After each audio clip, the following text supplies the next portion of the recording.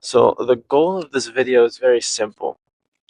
My goal is just to break down what Jesus says when he says, if you believe in me, springs of living water will flow from within you, and you'll drink of me and never go thirsty again.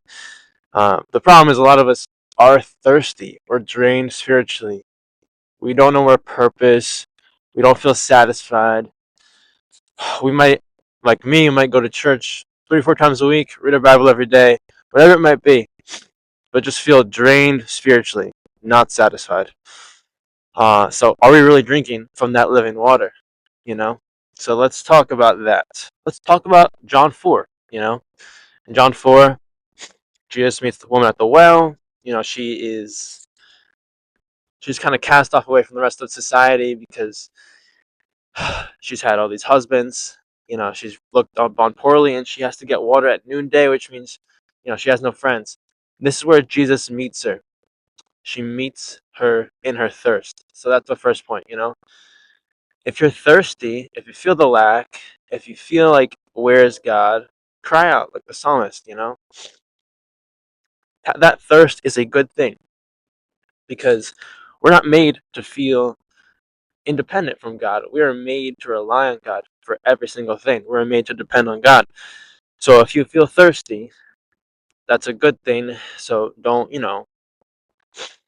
like condemn yourself for that. Feel the thirst. Rely on God, and God will be your hope.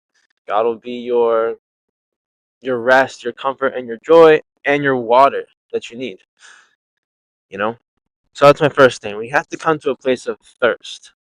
And then we have to surrender to Him. Surrender to Him who knows you. Jesus knew everything about the woman at the well, and He gave her hope. So surrender and this is similar to depending, but surrendering to God and Him who knows you, who knows your plan and your purpose. Because I think we're looking for something to satisfy us, right? And the reality is, a lot of us look to other things. So surrender to His purpose for you. Surrender to where He has you right now in your season of life. Surrender to whatever it may be. He has your best in mind. So surrender is really the next step to start to drink of this living water. But I also want to share some ways that we fail to drink this water. Additionally, it's because, as Jeremiah 2 says, two things. First, we abandon the well of living water, and then we go to other cisterns, broken cisterns. So the first thing is we focus too much on our own issues. So we're abandoning the living water when we're focusing on our own issues, such as how thirsty we are, how we don't feel like content and happy. When we focus on the issues, sometimes we stop drinking from that living water, and that's the first issue. We stop drinking the living water. Now, when we stop drinking the living water, we tend to go towards other issues, other idols. And that could be anything. So many things can distract us. Uh, and we drink from other cisterns that can't hold water. Could be just distractions from everyday life. Could be money. It could just be our own selves, our own pride. Anything that is distracting us from God and we treat as an idol.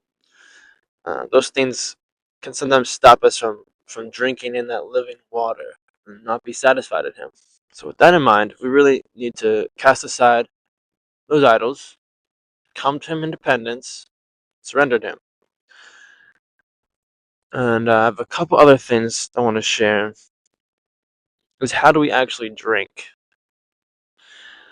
Um, One is to walk in faith, to remember that you are loved. Whether or not you feel it, walk in that each day. Even if you feel bad, remember you're secure in Christ.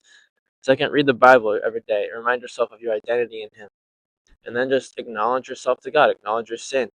Acknowledge where you're failing. Acknowledge your thoughts. Acknowledge yourself in all your ways before God. But lean on His understanding, not on your own. Because our understanding is flawed. So we need to lean on His understanding. And you'll begin to feel a peace, satisfaction, a contentment in the midst of pure chaos. Um, and then at the end of this passage, Jesus says, "My food is to do the will of Him who sent me." Now, that was His food. So doing the Father's will, eventually, ultimately, I think, is where we're gonna be able to drink and eat fully, because that is our true satisfaction, is doing His will, and that's just up to you and God, how He wants you to serve Him and how you want to serve God. And one final note about why you might feel discontent and unhappy could just be your lifestyle. Like when I'm at work, I spend like way too much time on social media, and that kills me. So, like I said, like drinking that water, eating that word, like reading the word, acknowledging your sin, like talking to God throughout the day, that's really gonna help. Um, do that instead of the social media and just eating trash. You know, going for runs. Like I'm at a walk park right now. So yeah, I hope that helps. There's just some thoughts I have on how to eat and drink that living water that never runs dry. Um, and always be satisfied in God. And why we don't feel satisfied sometimes, but He is the living water that will always quench our thirst, and we just have to depend on Him. Thank you.